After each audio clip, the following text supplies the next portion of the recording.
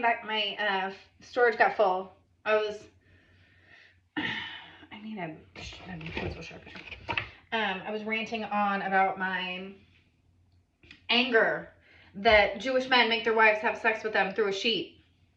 And when they're on their moon cycles, they have to sleep in another room because they are like dirty and unholy and can't be around their husband. And then they have to, they can't go to temple. Like,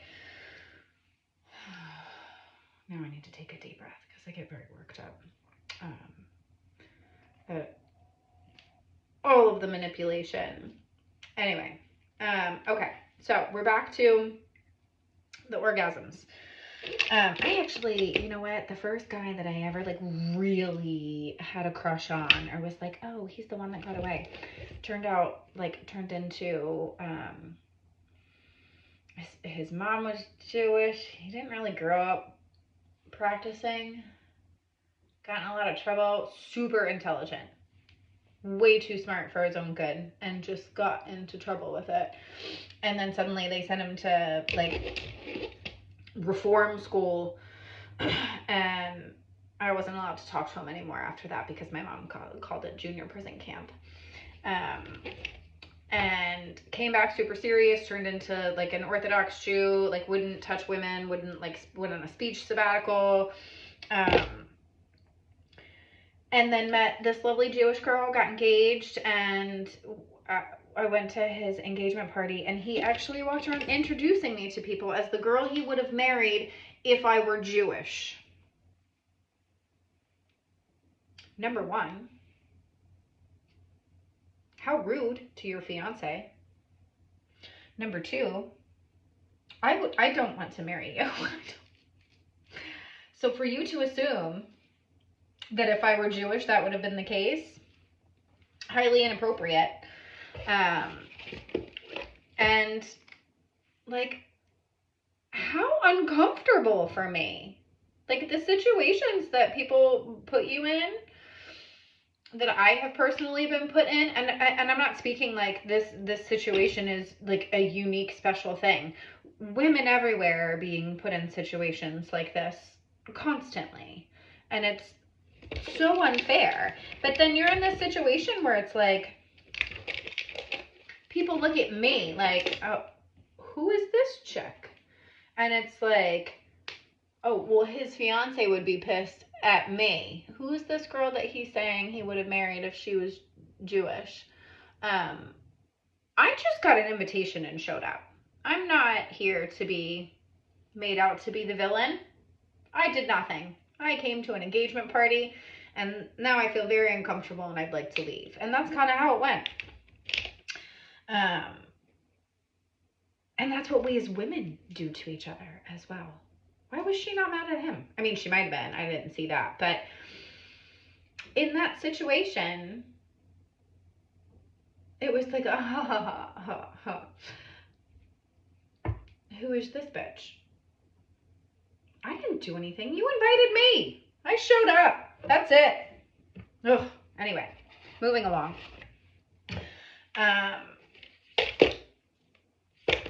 So, the whole culture of promiscuous sex, multiple partners, like it's your liberation, go do what you want. Like, okay, you can have sex with who you want. It is your body. It is your decision to do that.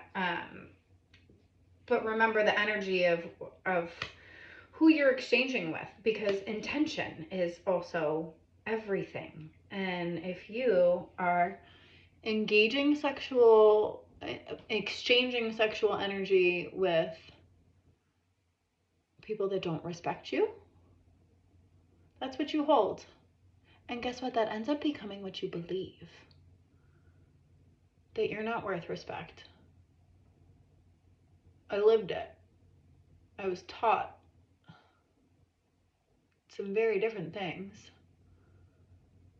that were very confusing at a very young age about the strictness of your sexual relationship under the eyes of the church.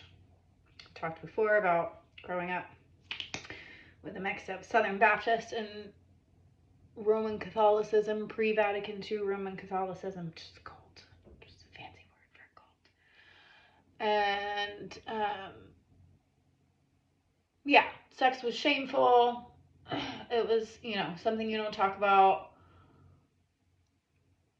It's dirty, it's hidden. But my dad was the one cheating on my mom, who was like a closet serial cheater.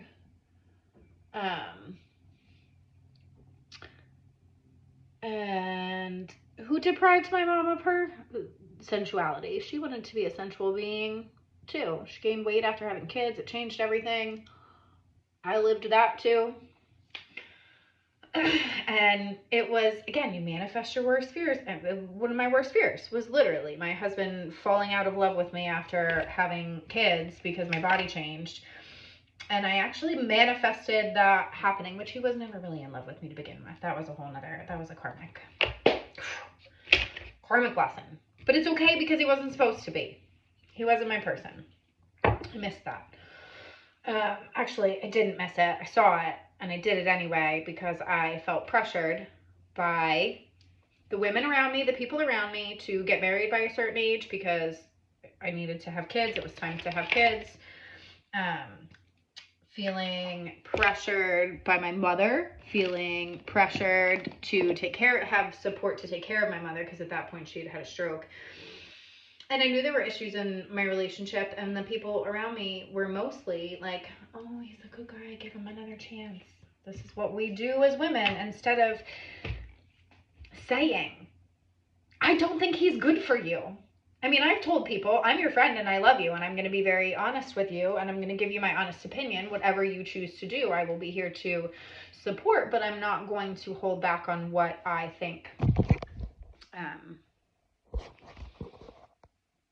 you should do in this situation. And I have very few friends that respect that.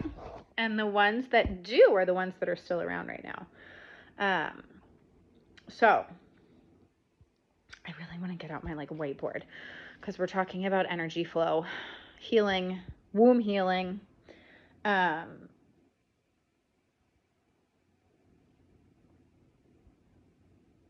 process of that when we talk about the energy that you retain from a sexual experience in the past and how you're healing it. Again, there's so many ways to do it. I am using art therapy. My canvas just fell over to remind me. This is how you've been doing it. We create. We have to transmute. We have to transmute the energy from negative to positive. In my experience, I'll get triggered. I'll hear a song that'll make me think of a person that I haven't had a negative experience with. And I literally have a physical reaction to it and feel it in my body, whether it's a tensing of shoulders or a gripping of hand or whatever it is. Those are those moments where, again, that's energy. That's your body telling you you're having a reaction to this. What is this reaction? Where is it? Where is the reaction? Is it in my right side, my masculine side? Is it in my feminine side, my left side? Is it in my womb? Is it in my heart? Is it in my chest? What are you feeling when you get triggered? And people don't think about when you think trigger, you think of something that just immediately makes you fly off the handle, and that's not the case. It could be something as easy as a phrase you hear or a sound. There's certain sounds that I hear, especially when my kids are playing, that's scratching sounds. And again, that's related to past life trauma that I didn't even know I had until I went through this whole, journey. But that will start to just literally start having a physical reaction because that memory, that trauma is being held in your tissue and you have to find out how to release it. Dancing, by the way, for women, a lot of your trauma is held in your hips. Dancing, getting comfortable moving and literally moving your body naturally with, oh, hang on, I have a delivery.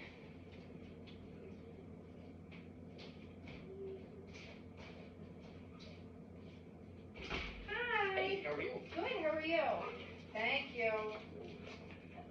Hi. We're about to go on a walk, bud. Oh.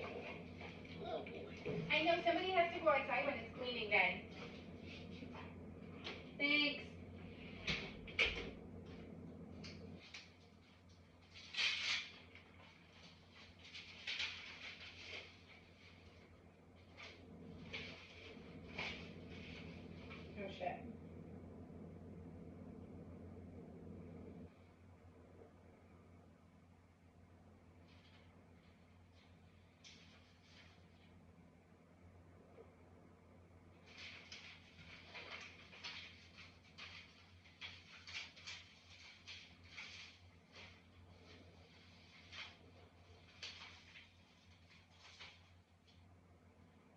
Oh.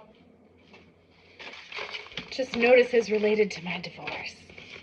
Thank you, Matrix, for trying to stress me out right now. It's not going to work. So, yeah, you're holding on to that trauma in your tissue. Women, it's held in your hips a lot, so moving, dancing is a big way of getting it out. Yoga, exercising, like, you know how people say it increases your endorphins, it makes you happy. Well, it fucking does, because it actually is taking negative energy, low vibrational energy, anger, frustration, all those feelings we're not really supposed to have, and turning them into something positive. That's why people are happier after they exercise. They told us in Legally Blonde, right? And exercise increases your endorphins, and endorphins make you happy, and happy people don't kill their husbands. So, husbands, let your wives go exercise. Let your wives do shit that makes them feel good. I was married to somebody who said he wanted me to do stuff that made me feel good, but when I wanted to, like, join a gym, go back to the gym after having kids, and, like, actually have a social environment to be in, it was, well, don't you just want to work out in the basement? We have a gym in the basement. No, I don't want to go to the fucking dingy basement. I want to go to the gym and be around people because I am a light and I deserve to shine. See? Squeaky wheel gets the grease. You have to stand up for yourselves, ladies. And guys, too. Like, it goes both ways. Like, if you want the time and the space to do the things that make you feel good and make you happy, then you have to give them the same thing. Tit for tat, right? It's not always 50-50. What am I looking for? But the goal is to be 50-50 as much as you can, and recognize and be comfortable and safe enough to tell your partner when you're not, so that you can help each other devise an approach for when you're not. You need to be able to make 100 together. When one of you is not able to bring your 50, then you need to be able to say, hey, look, I'm at 30 today. Like, can you hit 70? And if they can't hit 70 that day, then you figure out a plan for what you're going to do so that you can somehow make 50-50 together, especially when you have kids. And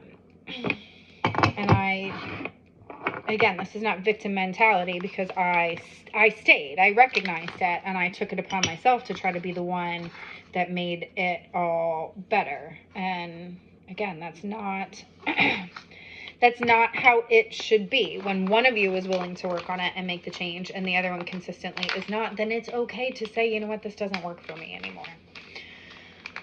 And with that, going into the womb healing, actually speaking your truth, when you're healing here and you are letting that energy flow up, personally for me, actually speaking my truth, literally talking about how I have been healing myself, talking about what the fuck is going on in the world, talking about plant medicine, talking about the power that's been taken away from women in our womb, because the patriarchy doesn't want us to know how powerful we are, because then they can't control us. So if everybody actually started healing themselves, you'd feel a lot safer, because then you'd realize there's really nothing to be scared of when you take back your power and your control. Because when you heal it, it becomes yours again. I got totally off track. That happens a lot. So, energy flow, orgasms. Yeah, that's the other part. This whole, like, quick ass wham bam thank you ma'am, that's not how it's supposed to be working. The, like, extended, like, the concept of living an orgasmic lifestyle. I am going to include some links down here. I did this 13-hour seminar one day. I feel like I should be painting while I do this. Called 50 Shades of Gold, and it was this woman who had a spiritual awakening, like, traveled the world, like, looking into all these different modalities of healing and therapy and spiritualism, and was, like, doing everything that I was trying to do, but I wasn't traveling the world because I had myself in a limited mindset and fear of poverty and leaving my children and all that fun stuff. So she brought experts in all these different fields together to talk about womb healing for women, what's been taken away from us, the rise of the divine feminine, getting back in touch with the matriarchy, the matriarchal structure that was in place before everything got so fucked. And returning power to women in the gender role society structure, especially in modern America. But it was so enlightening, and it really just like the stuff that I was just like, oh my gosh, I forgot about that. I knew that was in there somewhere.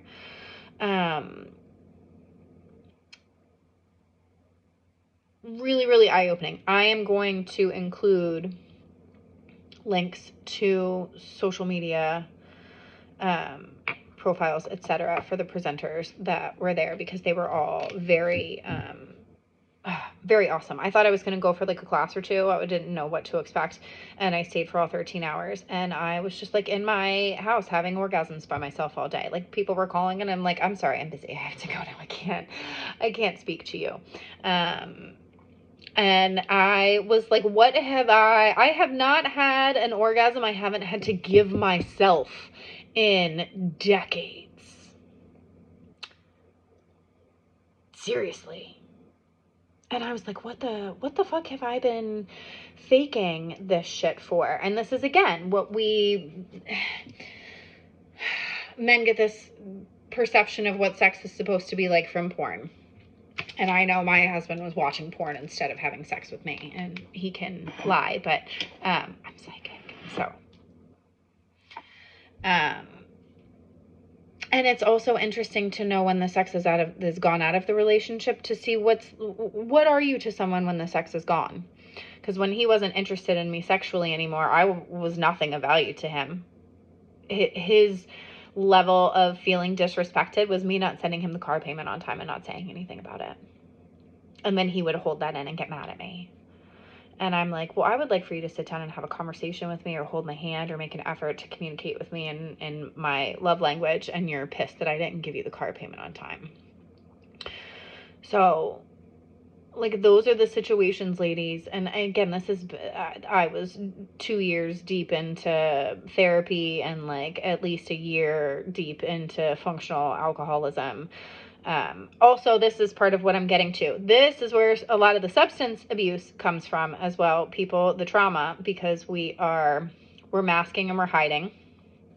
And I was literally holding on to trauma from all these past relationships where I put more into it than they were. And it was a certain level of naivete, but again, the like unconditional love we were taught to give, that it means completely sacrificing of yourself to make somebody else happy, and that your wants and needs aren't important, and you're constantly changing who you are to fit the narrative of the people around you. And then you end up being like, well, why? Where is everybody? I gave everything to all of you, and now no one is pouring back into me. And then you got all these empty fucking cups because you drained them, giving everything to everybody else, and nobody gave it back to you. And that's what's happening with the idea of casual sex in America. It's a lack of respect for one another, because you're not going into it. Like, I'm not saying you have to be married or in a seriously committed relationship with someone to have sex with them. Like, again, free will, do your own thing. But evaluate the level of energy that you are exchanging. What intention are you? Intention is everything, because that's where your energy comes from.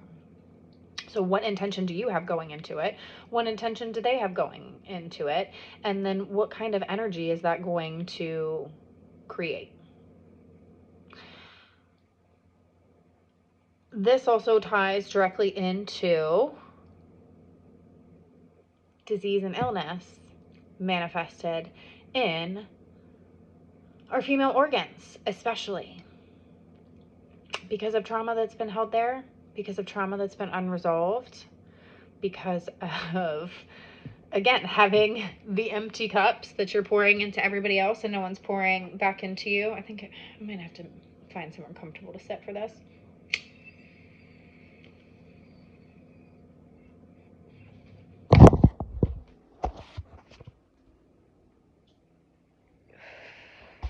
Like, let's talk breast cancer, uterine cancer, all that fun stuff. Breast cancer on your right side, on your masculine side, because you've had to spend so much time in your own masculine energy that it's manifested into your actual organs, into your tissues. And again, yes, things are hereditary, things can be hereditary, but they're not hereditary because it is a medical condition. It is an actual emotional, energetic condition that is passed down. And you have to heal that.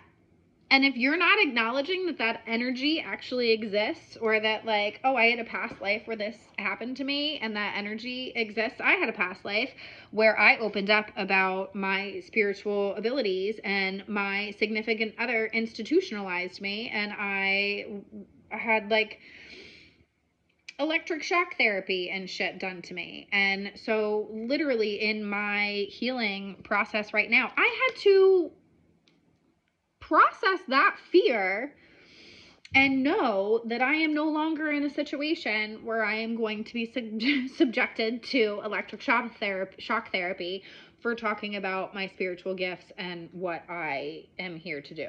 So,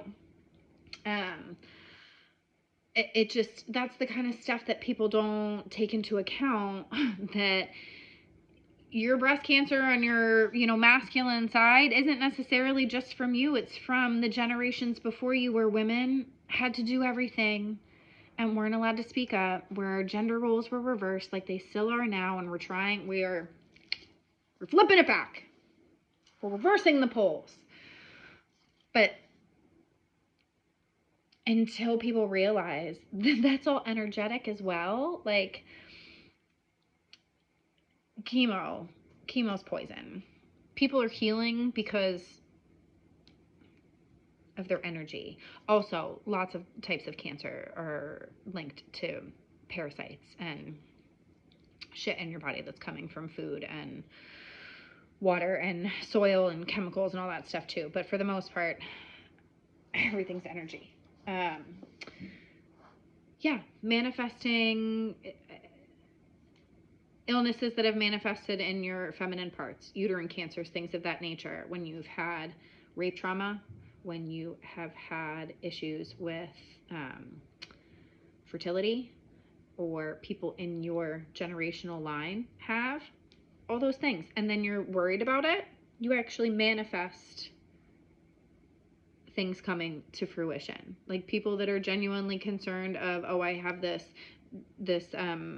hereditary condition that can cause this, and I'm going to be absolutely completely paranoid about it the entire time that I am pregnant, or refuse to have kids because of it, blah blah blah blah blah. Like, the more you worry about it, you're actually manifesting your fears coming true, because that's the energy you're putting out. So that's the energy that's going to come back. Like, it is all freaking energy, people. That's the whole point. So, like, worrying about what other people are thinking, how you're gonna, like, get something done. Like, we're here to live in the moment.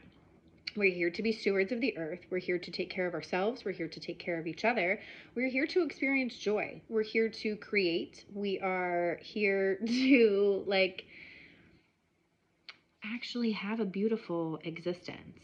And this thought process and the societal structures that have been put in place to make us believe that we're supposed to get up and go to work every day and come home and go to bed and do it all over again are bullshit. And it's because we've been put into this operational structure so that our energy is being drained. We're literally a light source, a money source. Like, we are funding the powers that be because they cannot let go of their own ego and power. And if we find out our own potential as human beings, then they can't control you anymore. So don't let anybody control you anymore is really the point here. Don't be ashamed of who you are. Don't be ashamed of your sexuality, your sensuality. Like, stop faking orgasms. I deserve a Grammy for the vocal acrobatics that I have performed over the last decade. And do you know why I was faking them? Number one, to boost his ego. Alcohol was a big issue in our relationship, which absolutely contributed to erectile dysfunction and a shitty sex life. And it was like you gotta pump them up and get them going thing. And then, I mean, that backfires too, because then they just don't last. And then it's done. And, but the pumping of the ego, because if I didn't, it was like, what am I not good? Is it not good enough for you? Am I not doing enough for you? So it's like you almost have to over exaggerate just so they feel like they're doing enough. Because I was in a position where speaking up and asking for what I wanted and saying what I liked, instead of being like, oh, okay, let me do that for you, I was personally in a position where my partner was more of the mindset of, oh, well, I just can't do it right. I can't do anything right. I must be a horrible partner because I can't do it right. And a lot of the time I got, well, then do it yourself. If I can't do it right, you do it yourself. And guess what? I did. I had to for about 10 years. And before that, I'm pretty sure that I am the only person in my 40 years of existence on this planet that has ever really figured out how to make me climax in a lasting, gratifying way. Sorry, everybody, that I faked it so much. I lied to you. Whoops-a-doodle. Whoops-a-doodle. I did it to make you feel better. If that helps. If that helps at all. I did it for you. It was to my own detriment. So, yeah, you're not helping anybody by faking it. You're just teaching them what a good actress you are. And developing your vocal cords in a very different way.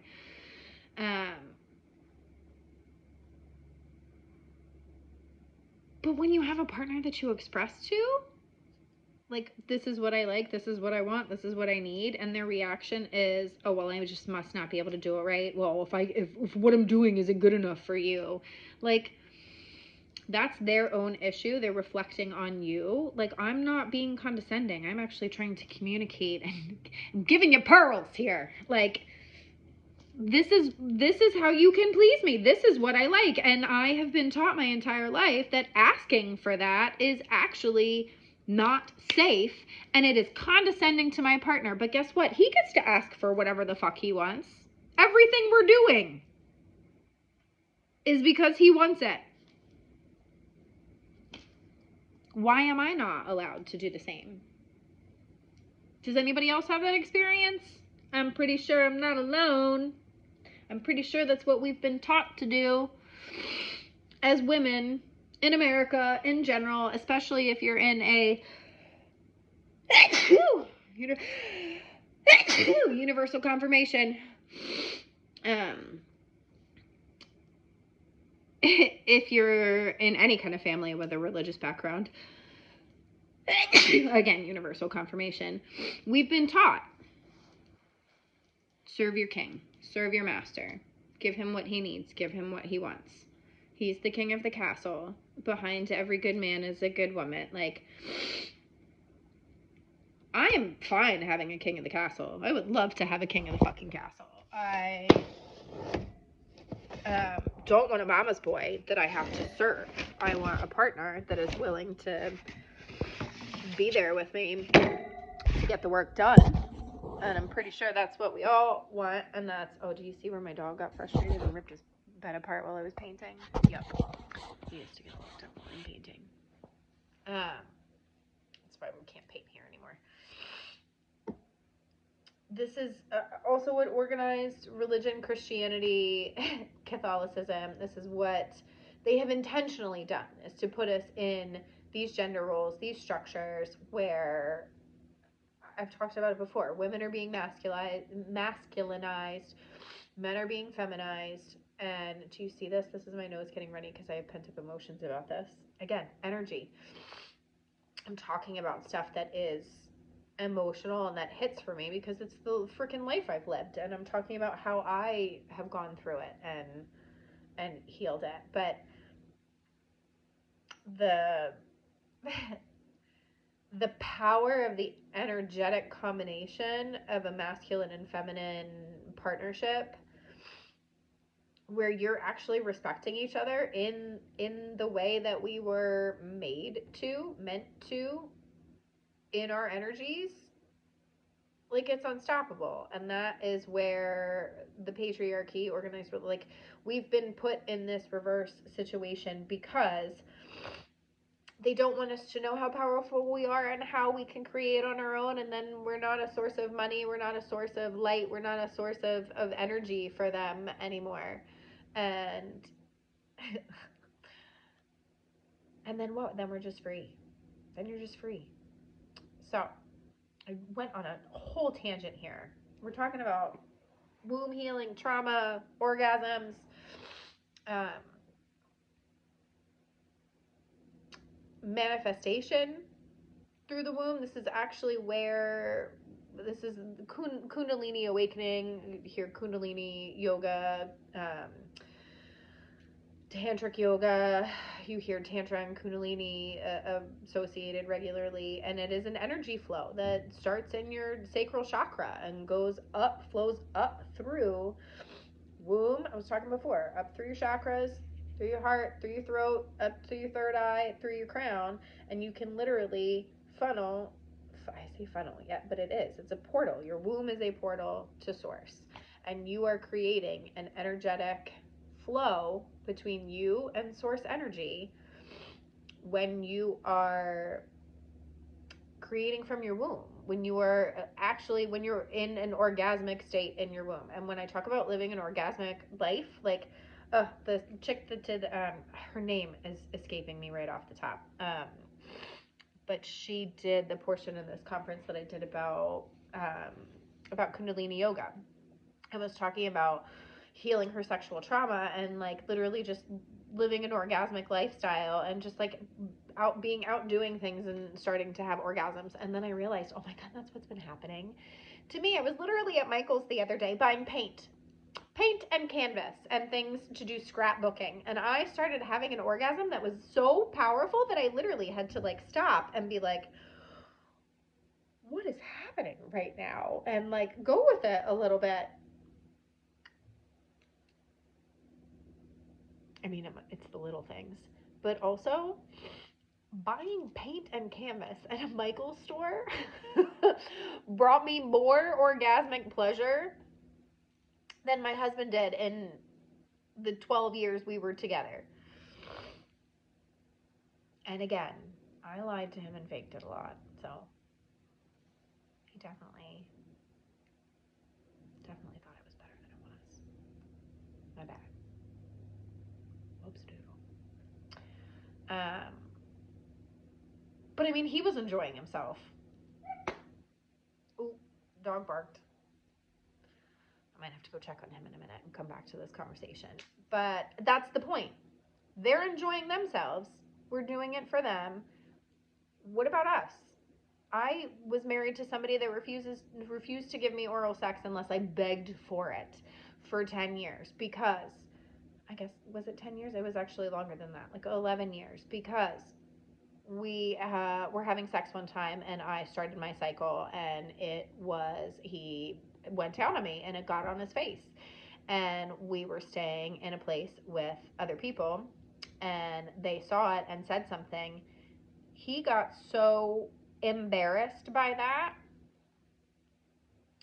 he literally like withheld oral sex from me for our entire relationship unless I begged for it, and also made like sex around my cycle just, it was gross, it was disgusting, it was dirty, it was like something that needed to be, oh, you have your period, we're not.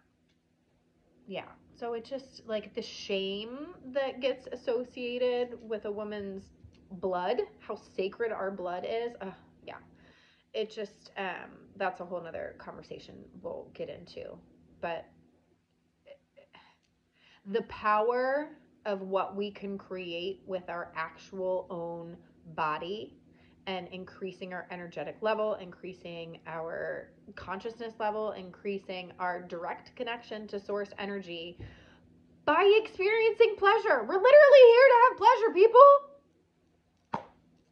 Why would our creator give it to us and then be like, I'm sorry, this is something you're supposed to be ashamed of having? Does that make sense? I mean, that's just logic. Take the like spirituality out of it. Like, why? Okay. Don't take the spirituality out of it. I lied. That is because that's the crux of it. We treat it as something that is beside the point. And it's part of the point. When I actually told my ex I wanted a divorce and started talking about my prophetic visions, about all of the things that I was, the downloads I was receiving, that at the time I didn't understand what everything was. But I started speaking out about the way I was being treated by my husband, and how I was being disrespected, and how he had his own trauma, and that the way I was being treated was unfair. And my ex-father-in-law actually said to me, your relationship is beside the point right now. That's something that can be dealt with, on the side. You've lost your way spiritually, and what you are believing in and talking about is really just alarming, and the stuff that you're getting into is the whole fucking point, people. And also, our relationship was the whole point, because it was toxic. Because I was being brainwashed, and I dove into it. I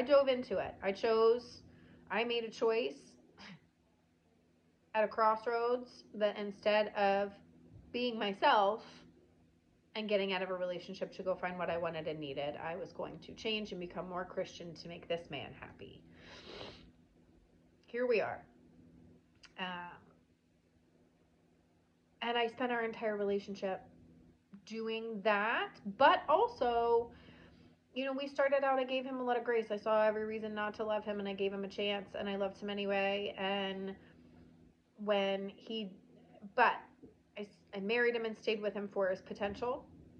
And when he did not become the person that I knew he had the potential to become, I got mad. I got angry. I got frustrated, because then it's like, I can't just sit here and listen to you talk about all the stuff that you complain about all this shit. And I turned into the same person. I turned into somebody who was all talk, no action, who wanted to do all this stuff and didn't do it, who, said I didn't want to submit to him but did. And, I wanted a leader, but I realized my leader was taking us in the wrong direction. And when I tried to speak up about it, I was shut down.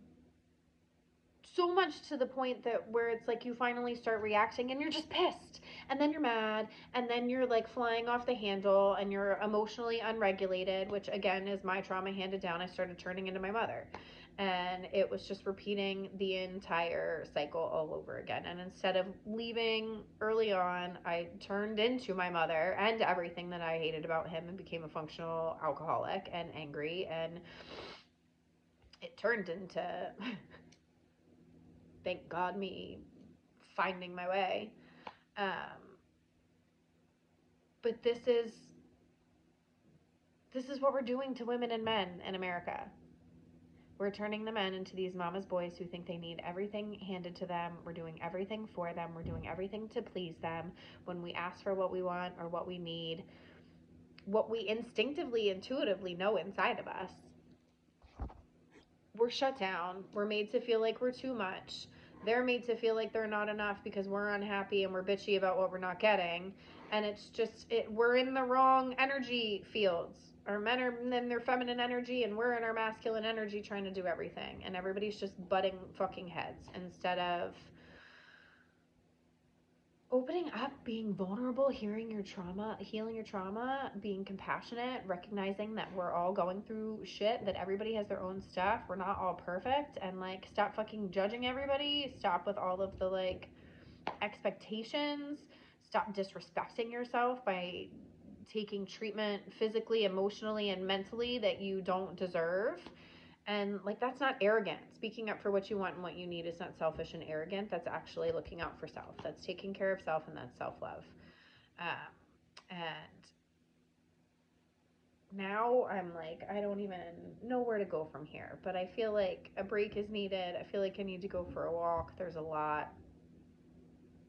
I'll share more later. I'm getting ready to clean up all this shit from the dog, and then move all my art stuff over to the storage unit so that I can have a separate, cozy, relaxing space here where all of the therapy from art is not bleeding into my home space. It's nice to have containers for stuff.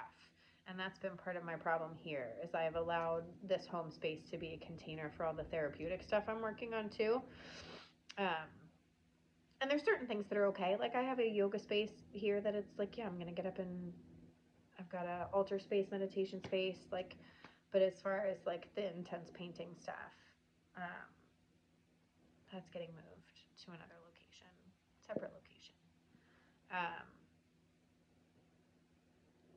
Yeah, I mean, we'll see how this goes. I'm again a single mom going through a divorce, staying in a rental, and I have been living off my IRA. I'm paid up on my rent through the end of May, and I'm pretty much out of money. So we're doing art therapy. We're sharing mysteries of the universe, secrets of the universe, and trusting. I am so trusting right now that Spirit is asking me to do what I'm doing, and I'm doing it, and having faith. So, time for a walk. I'm going to finish this bowl and take the dog for a walk. Yeah.